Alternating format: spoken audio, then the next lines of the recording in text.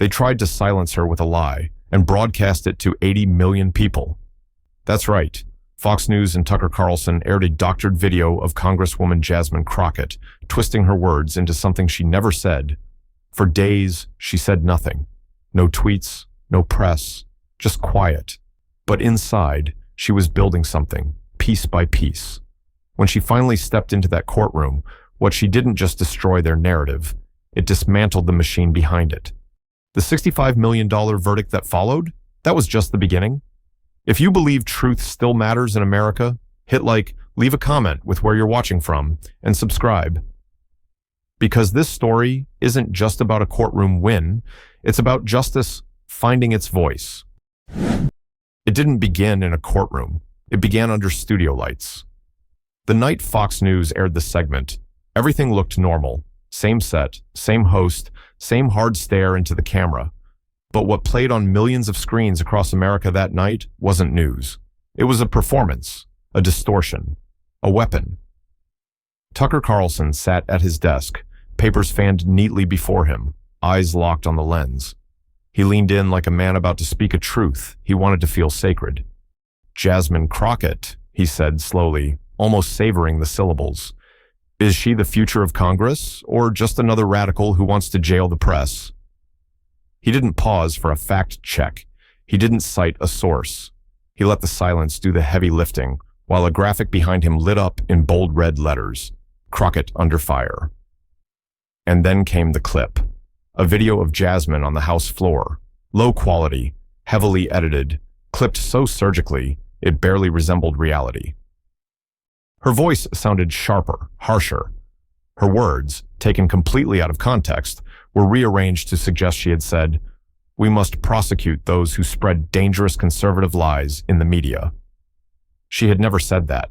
Not once, not in those words, not in that tone, but millions saw it, and within hours, social media turned it into gospel.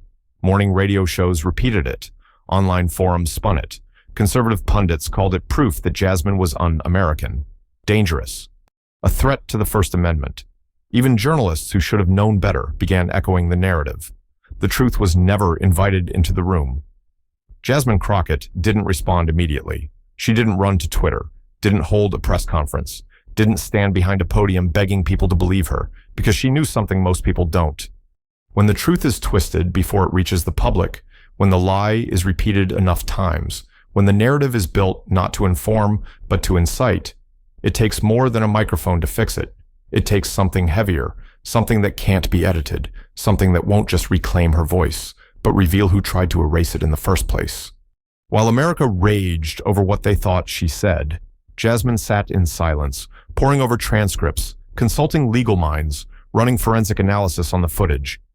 She didn't want revenge. She wanted proof, not just for herself, but for every woman who had ever been misquoted, misunderstood, misrepresented, and told to calm down when she objected. She knew what they were doing, not just to her, but to the truth itself. They weren't reporting. They were rewriting. She called in Dana Patel, a seasoned civil rights attorney who had built her career taking on media giants. Alongside Dana came Elliot Granger, a former federal investigator who specialized in digital media manipulation. The three of them huddled behind closed doors with time-stamped footage, audio files, and chain of custody records. What they found was chilling. The version of the clip aired on Fox was doctored. AI software had been used to deepen her voice, just slightly, just enough to make her sound angrier. The words had been cut and stitched to change meaning. A 17-second sentence had been reduced to 8 jarring, rearranged seconds, and the scariest part, the segment had been cued, titled and prepped, before the altered clip had even aired. It wasn't sloppy editing. It was a coordinated attack, and Jasmine knew exactly why it had happened. She had been gaining traction, a rising voice on the Oversight Committee. A freshman Congresswoman whose speeches were going viral for the right reasons. Calm, detailed, sharp. A woman who didn't back down, didn't play into angry stereotypes, and didn't rely on volume to make her point. She was dangerous to them because she wasn't easy to dismiss. And so, they made her easy to fear. The next night, Carlson doubled down. If she's so innocent, where is she? He asked. The graphic changed. A freeze frame of Jasmine caught mid-sentence, edited to make her look fierce, unhinged. Below it, the words, "avoiding accountability." Carlson leaned forward, speaking directly to her, as if the studio was a courtroom. "Miss Crockett, if you have nothing to hide, why aren't you here to clear your name?" It wasn't a question. It was a verdict. And America, not knowing better, nodded. But Jasmine wasn't hiding. She was building.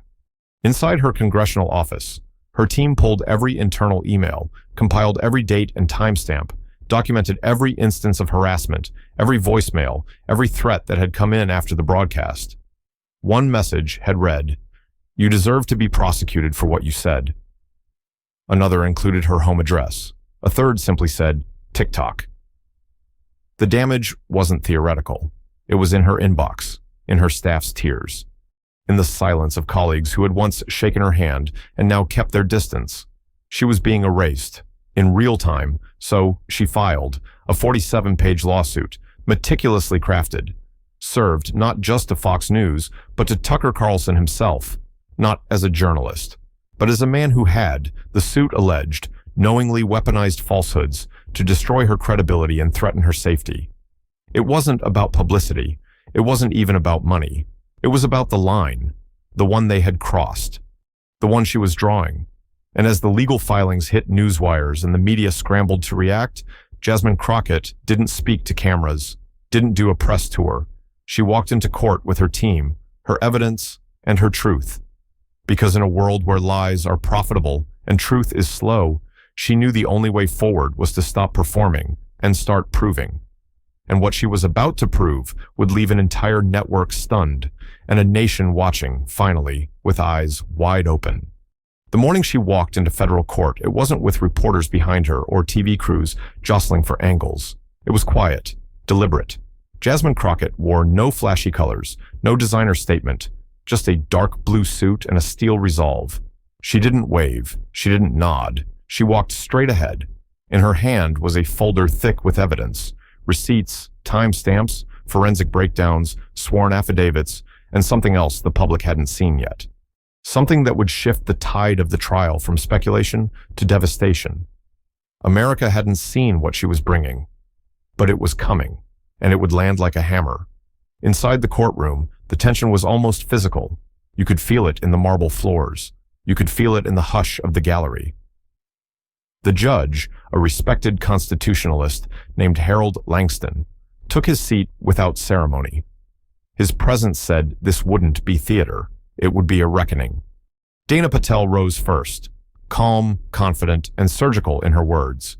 She began by laying the foundation, the timeline of events, the history of doctored segments, the internal metadata pulled from Fox's editorial servers, and the forensic analysis showing audio deepfake overlays on Jasmine's voice. Every statement was backed by a timestamp, every quote followed by a source. Fox's legal team, armed with high-powered attorneys and media spin artists, objected on the basis of editorial license. But the judge wasn't biting, not today. Then came Elliot Granger. A former federal forensic investigator, he didn't speak like a lawyer.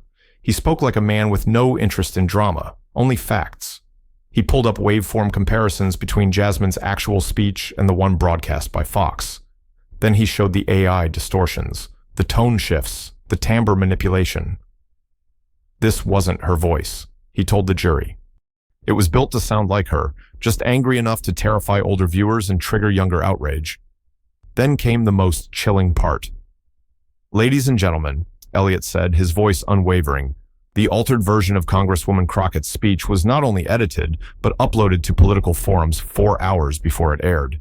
These accounts were seeded with hashtags, pre-scheduled memes, and talking points. This wasn't journalism, it was information warfare. A hush spread through the courtroom. No one scribbled notes, no one whispered. They just stared. Because suddenly they weren't watching a trial. They were watching a democracy being dissected. The defense tried to regain ground by claiming editorial judgment, framing Jasmine's lawsuit as a threat to press freedom. But the jury didn't look swayed, not after the tapes, not after the charts. And then Jasmine's team dropped the bomb. A recording.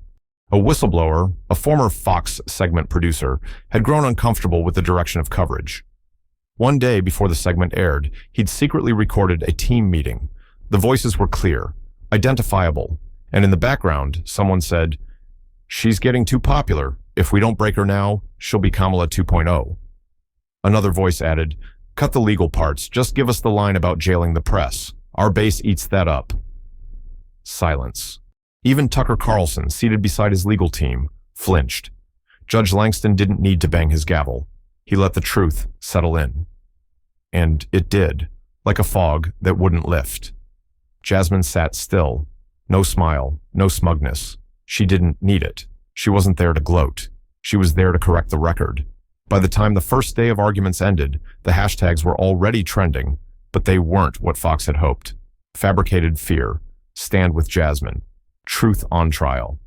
At a diner in Ohio, an older man folded his paper and said to his wife, "I saw that clip last month. I believed it. Now, I feel sick." In a high school civics class in Georgia, a teacher played both clips, edited and unedited, back to back.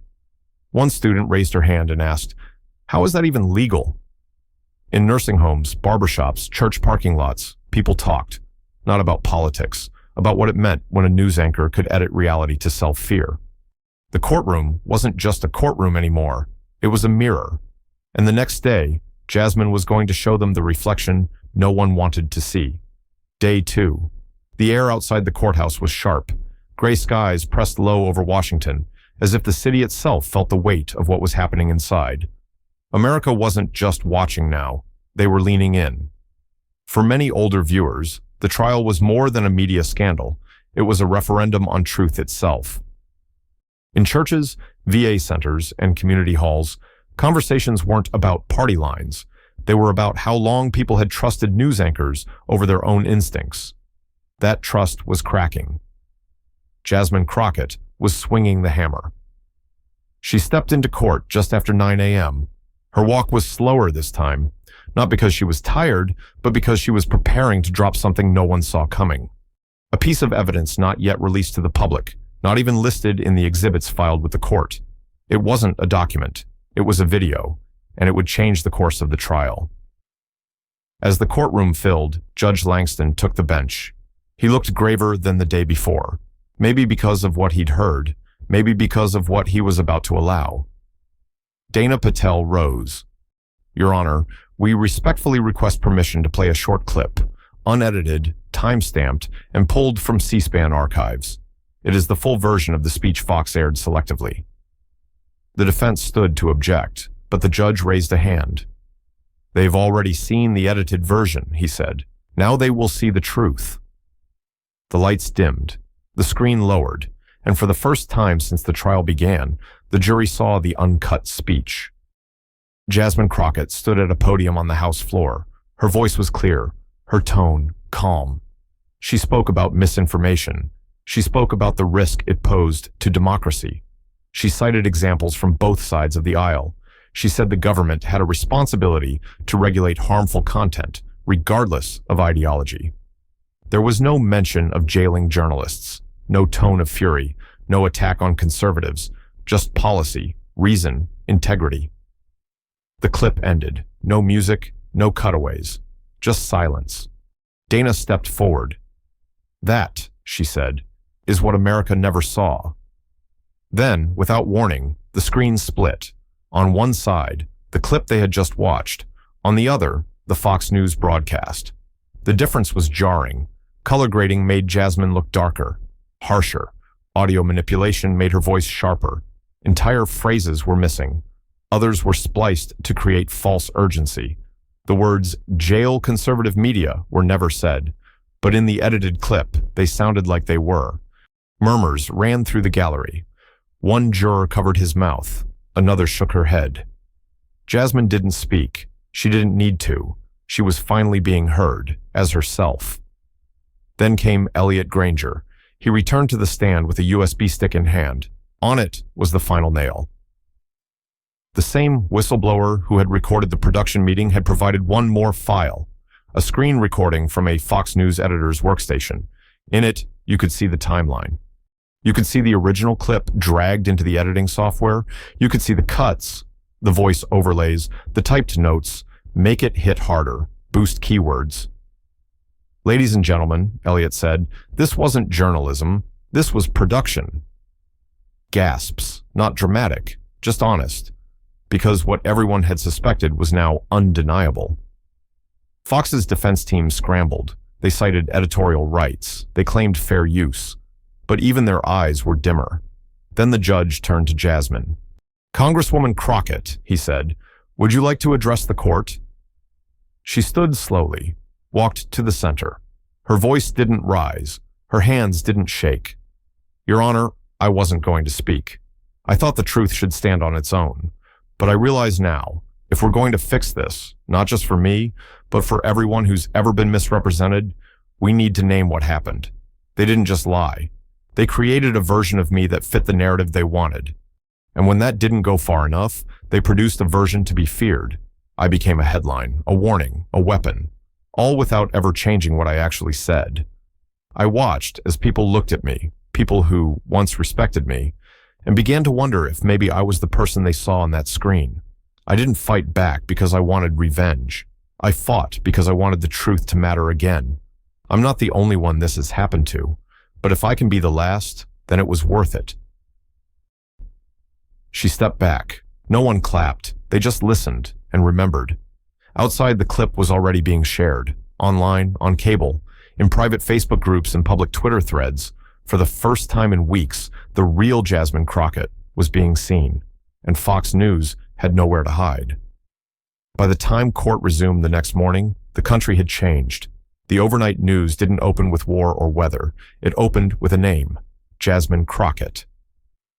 Her full speech, played side by side with the doctored Fox segment, had spread across every screen in America like a wildfire that refused to burn out. Grandparents forwarded it to grandchildren. Retirees replayed it at their kitchen tables. People who had never heard of Jasmine before were suddenly defending her in barbershops, diners, and church lobbies, not because of politics, because of principle. The courthouse was surrounded that morning, not by protesters, but by people. Quiet, respectful, some holding signs that said, "Let her speak for herself," others just standing in silent solidarity. One woman in her 70s, wrapped in a wool coat, clutched a thermos of coffee and said to a reporter, "I'm here because I remember what it's like to be misrepresented, and I don't want the next generation thinking we just let it happen." Inside, the tension had shifted. The defense looked rattled. The jury looked focused. Jasmine looked ready. Dana Patel wasted no time. "Your Honor," she said, rising to her feet, "we'd like to introduce new evidence. Emails recovered from an internal Fox server, recently subpoenaed." She handed the documents to the bailiff. The judge reviewed them slowly, carefully, then nodded. "Proceed." Dana stepped to the screen. "These emails," she said, "show that the edit of Jasmine Crockett's speech was not only intentional, it was strategized, greenlit, and coordinated with third-party outlets to ensure maximum political fallout." Or, the emails were projected for the jury. Subject lines like "kill shot segment," "push after 8 p.m., and "jail angle testing well" blinked against the screen. In one message, a senior producer wrote, "We know it's risky, but the outrage will dominate. We control the narrative now." You could feel the breath leave the room. Then Dana dropped the last piece. A statement, sworn, signed, by a former junior editor on Carlson's team. She had quit quietly 2 months earlier. No fanfare. No Twitter thread. But her affidavit told the whole story. They were told not to fact-check, not to cross-reference, just to cut. "Clip it so she sounds like a threat. That's the job." Her words echoed in the courtroom. The judge looked visibly disturbed. The jury looked stunned. Fox's defense team requested a recess. It was denied. Dana continued. She called on a media ethics professor from Columbia. He spoke plainly. The broadcast in question broke every professional standard in journalism, every single one. Then came Elliott Granger again, this time to explain metadata trails, social seeding, and how the doctored video had been distributed in private forums hours before its public release. "This wasn't an accident," he said. "This was a campaign." A juror wiped tears from her face. The gallery didn't whisper. They didn't move. Then Jasmine was asked to take the stand. She walked up slowly, carefully, like she was stepping onto something sacred. The attorney asked her a single question. Why didn't you respond when the video first aired? Jasmine looked out toward the jury, then toward the gallery. Because I've learned what happens when people like me respond in anger. They say you're unstable. When you respond calmly, they say you're calculating. When you don't respond, they say you're guilty. She paused. So I waited. I waited until I had the full truth, because I wanted to show not just what they did, but how they did it, piece by piece, frame by frame, lie by lie. You could have heard a pin drop. I didn't just want my name cleared, she continued. I wanted the machine that did this to be exposed. She turned to the judge, and I want it on record, not for me, for the next person, so that the next time someone gets targeted like this, they won't be forced to carry the whole burden in silence. But the judge gave a small nod, and in that moment, you could feel it. This wasn't just a trial, it was a turning point. The morning of the verdict, it wasn't just Washington that held its breath, it was the entire country. Court TV reported record-breaking viewership. Nursing homes rolled out portable TVs, churches held prayer vigils, veterans halls piped the audio through community speakers. From Charleston to Chicago, older Americans, those who had lived through Watergate, Iran-Contra, and 9/11, sat on the edges of their seats, not because this was the biggest story they'd ever seen, but because it might be the most personal. For decades, they'd trusted the media to be the final check, and now, it was on trial. Jasmine Crockett arrived without fanfare, her hair pulled back, no entourage, just Dana Patel beside her, carrying the same red folder she'd held on the first day of court. The folder hadn't changed, but the world had. Inside the courtroom, silence, the kind that feels sacred. Judge Langston entered, face unreadable, and took his seat. His words came slow, deliberate, like each one mattered. This court, he began, has weighed the evidence, heard the witnesses, reviewed the footage, and considered the context. And we find that the defendants, Fox News Network and Mr. Tucker Carlson, acted with actual malice. They knowingly edited, enhanced, and disseminated doctored video footage to inflict reputational damage upon Congresswoman Jasmine Crockett. No sound, not even a gasp. Just wait. For this, he continued, we award the plaintiff $65 million in damages. People didn't cheer, they wept. In the gallery, in front of televisions, in their cars, pulled over on the side of the road, watching on phones. But Judge Langston wasn't done. In addition, he said, the court orders Fox News to issue a full retraction and public apology during its 8 p.m. prime time slot for 3 consecutive nights, using the same voice, graphics, and production format originally used in the defamatory segment. Now, there were gasps. This wasn't a penalty. It was an undoing. Carlson didn't speak. He didn't look up. And Jasmine, she stood, slowly, like she wasn't walking out of a courtroom, but stepping into something bigger. On the courthouse steps, the crowd erupted, not with shouting, but with applause. Controlled, earnest, healing. Jasmine took the podium not to gloat, but to remind. This was never about silencing anyone, she said. It was about stopping a lie from becoming someone else's truth. She looked into the cameras, then directly at the older Americans who had written letters, who had prayed, who had stood outside that courtroom in the cold. You didn't grow up with AI or algorithm-driven news, she said, but you grew up knowing the difference between right and wrong, and today, that difference won. That night, Fox aired the retraction, word for word, same anchor, same music. But instead of spliced clips and outraged monologues, there was acknowledgement. For once, a camera turned inward, and in living rooms across the nation, people watched quietly. Many cried, not because Jasmine had won, but because something sacred had been restored. The truth. Epilogue.